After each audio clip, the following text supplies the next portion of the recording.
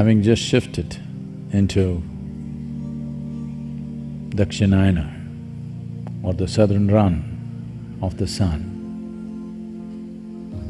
or the relationship between the planet and the sun, has moved into the southern mode.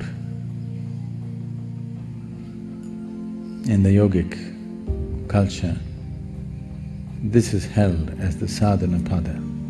That means this is the best time to work upon yourself.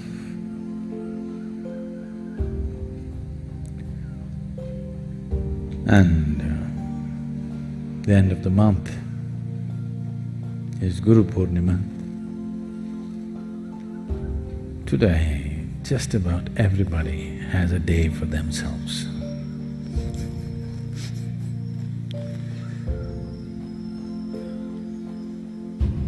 There are pet food days, there are bubble bath days, there is a diabetes day. Of course, many other days of some significance. Of course, now there's a yoga day. But before all this happened, there was a day for the Guru, which is a Guru Purnima. So that's at the end of this month. It's a very powerful Purnima or the full moon night, because the shifting of Dakshinayana and the first three Purnimas till the equinox are of certain significance for those who are doing internal things within themselves. So this Guru Purnima is a reminder that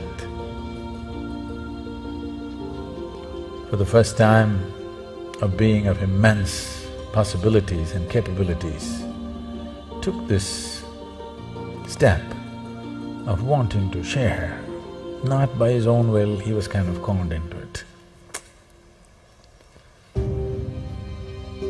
I don't want to go into the entire story now, but he was kind of done. That's why I said it's very courageous, but a little.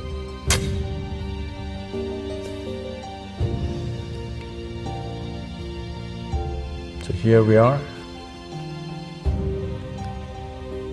This part of the world has always been referred to as karma bhumi.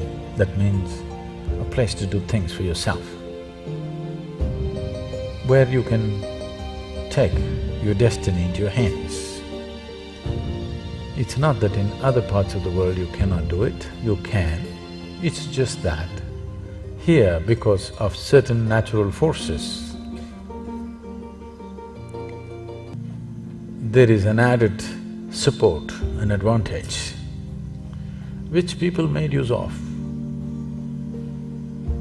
for millennia and built structures and instruments through which it could be enhanced. And in the same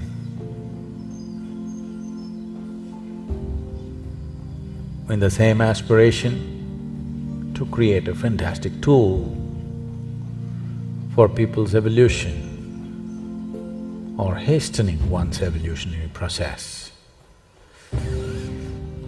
Someone dreamt of the Analinga, but he was very smart. He didn't attempt doing it.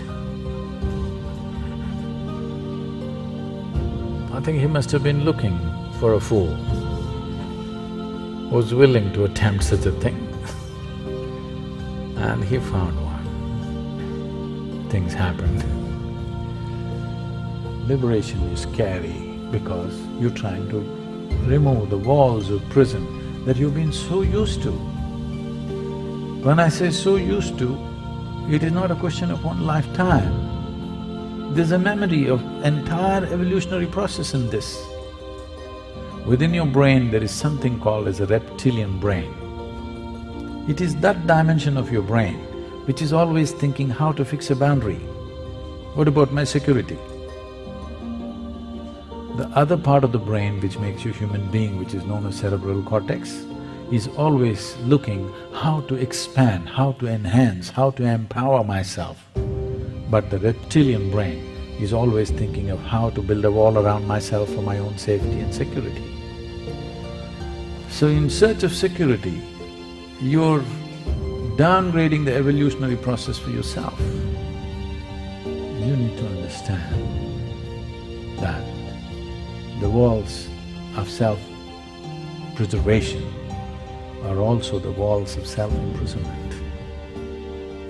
The coming of the Guru Purnima means for the first time, someone brought this dimension into human life that if you're willing, you can break all the boundaries that even nature has fixed, not just your psychological boundaries, not your emotional boundaries, even existential boundaries that nature has fixed, you can transcend all that.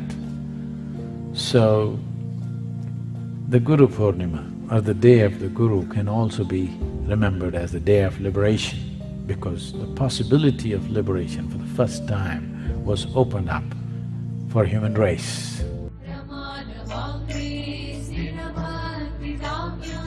Namo